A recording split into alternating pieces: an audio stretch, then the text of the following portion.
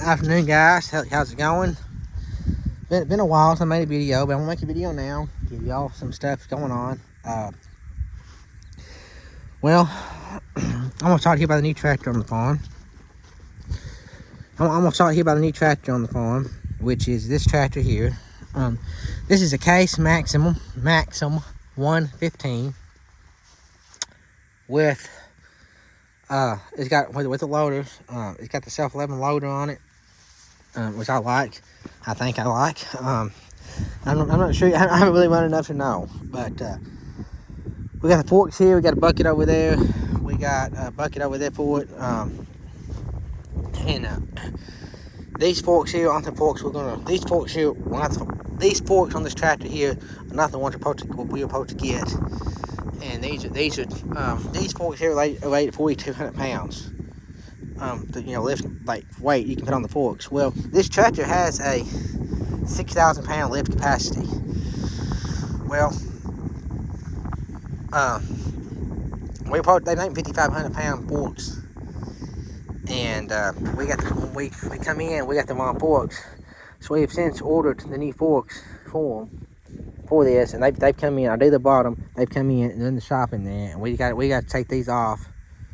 We have to take these off and put the new forks on this thing here. And this is your adjustment. You can adjust these little slots here. You can adjust the forks, for different widths. So you pull this out, and you pull this pin out right here. I can't do it one-handed. You pull this little pin out right here. You can adjust in these grooves. So we got to take these off, put the new forks on, this, and then take those back. Send those back. But yeah, Maximum 115 loader on it with the self-leveling loader. Like what I mean by self-leveling is you pick it up and you get to a certain position, you can program it, whatever, it'll go back down to the same position. You pick it back up, whatever, it'll go back up automatically, which is kind of cool. It's got single tires on the front, single tires on the back. It's got a PTO, 3-point hitch, PTO. You got NCV, and one set of NCVs here, one set of NCVs here. A set here, so you got 3 NCVs. PTO shaft, you got a 540 PTO or 1,000 PTO on it. You've got your drawbar, which you can adjust these holes here, where you can adjust your drawbar with. It's a pretty simple little tractor, but it's really nice. It's very nice what we need. We traded in our 6430 John Deere for this. It was getting along with the two. It had a few issues on it, like it was going to need some work done to it, and so with some other stuff I bought, which I'll get into in a minute, it made sense to get this tractor. So yeah, so far, I mean, like I said, I haven't run it really into doing any work with it. I just moved around the driveway and just did some stuff with it. But the guy that works for us has done a lot of mowing with it, and we done a lot of mowing with it with the bush hog, and we mowed with it. And that's bush hog worked with it, several acres of bush hogging, and we support that bush hog right in there. I don't know, no problem, and he likes it. So he likes it, and so I'm sure I like it too. Him and my dad have run it more than I've run it. Actually, everybody's probably on it more than I have, but that's okay. I'll get my chance eventually. Yeah, it pours out more right there. So yeah, that's a new tractor on the farm, and it's so simple. Like it's real simple to train, to put the forks on it, put the attachments on the front. It's real simple. It's real simple to train. It takes like 2 seconds. I mean, it takes like 2 seconds. And right there, that black thing right there, that's a bucket for it, right there. So yeah, I really like that feature. I really like all that. Good tractor. I mean, seems to be. I mean, we got 60 hours on it and haven't had any issues. So, yeah, there's that. And then of course my combine, we got 3250 in there. It's in the shop in here. We got that, and we trade for that, the plant and the planter, and so it made sense. It made sense to get the tractor because you get more you get discounts, and the amount of money it was going to save us on the amount of money was going to save us to buy you get a discount. It was going to save us a lot of money on the combine to get the tractor and not and be it made sense. You couldn't hardly not buy the tractor for what I'm trying to get at. But these are the forks. These are the actual forks here we got put on. These are 5,500 pound forks, so bigger around. So we got put those on here, and then we need a little quick walk around the shop and some of the equipment. But over here, the grain cart's put away. It's not washed. Sprayers in here so don't freeze. I supposed to spray my wheat. I don't mention this already. I supposed to spray our wheat, but then we were going to spray our wheat and get it to spray our wheat, and then we had to go out of town, and so we couldn't get that done because we had death in the family.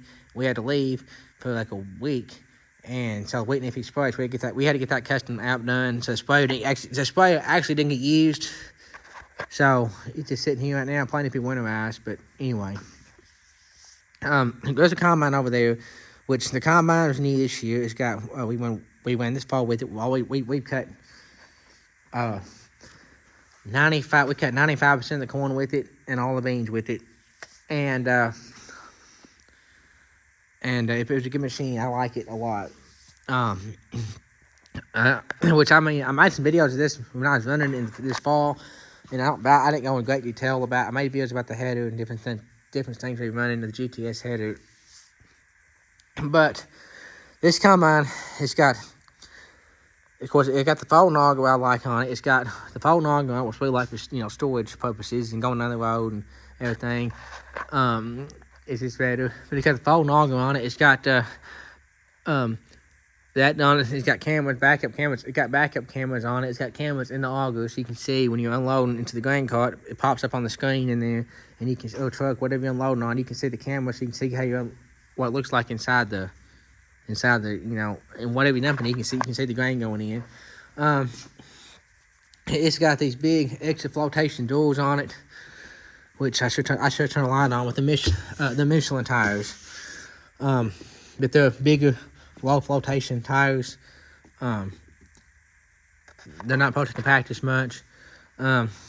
This got the full automation on it, package on it, so that means it does everything. Like it adjusts the cage bangs, it adjusts the fan speed, the rotor speed, your concaves, all that stuff. It adjusts that stuff for you,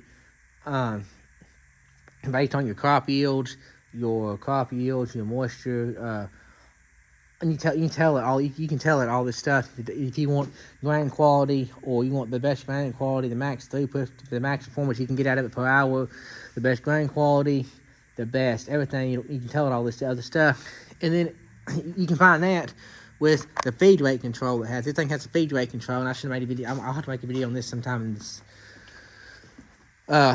summer when we cut wheat. But it has feed rate control, and what that does is it sets your max speed. So you have, like I said when I was shelling corn, I said it doesn't work. It doesn't work the best in corn because you're not going to load a machine up shelling. It's hard to load a machine up shelling corn, engine load. It's hard to get an engine load. You're not unless you're in some really, really wet corn, you're not going to load. You're not going to load an engine up on a combine in corn. But now soybeans and wheat, absolutely. And so what you do is you tell this thing. I put my target weight in. I put my target speed in at 5 mile an hour.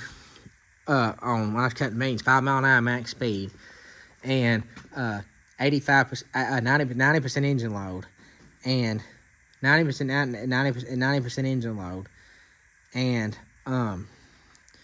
it would maintain and it keeps that machine full like that, and so it maintains the speed. So you have the automation going, adjusts everything. It's adjusting all of your speed, your yields, your how you had it set, your grain quality, performance, whatever.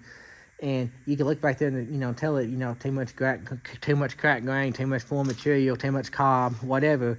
You tell it'll adjust off, and it worked really good. Some people said that they had issues with it, but not working. but we never had any problems with it. Not working. So it does work. It does work better than beans. It does corn, but that's just my opinion. I don't know. But anyway, it worked good in all of it. Really clean sample. Really clean grain samples. We had almost no pods, no cob, nothing like that in the in the sample. So all it worked good. It's got yeah, the feedback control is pretty cool because it keeps the machine full, but it'll adjust the speed. So you might be on 5 mile an hour, and you go down to a spot of bean, tougher green beans. It'll almost stall the machine. Like it'll just go bam, and it'll if it gets in a green patch of beans, it'll slow itself down to like almost 1 mile. It'll slow itself down to like 1 mile an hour, and then it'll grind through that, and then all of a sudden it'll go, it'll pick when the beans get easier to cut again, or the crop, whatever cutting gets easier to cut again, it'll speed back up, and so when you're on when you're combining, you don't have to be pulling the stick back constantly. Now there was a couple of times that it didn't work fast enough, and it did choke the machine down. Of course, when these machines choke, it's not a huge deal to It's not a huge deal to unchoke them, because all you gotta do is just reverse the rotor in the cab, which is a great feature on the Case machines. You ain't got to get on these machines, on these hydraulic machines, which works really well. So yeah, all that's working good on that. Like that machine. So yeah, I'll give y'all some more videos later. We gotta get some of this equipment cleaned up, and we gotta get we took out with us some dozer work and trackhoe work, and I'll try to get some videos of that. And I got a tractor out there that needs to be cleaned, and this tractor needs to be cleaned. That's gotta be blowed off. So lots of stuff to do. Peace.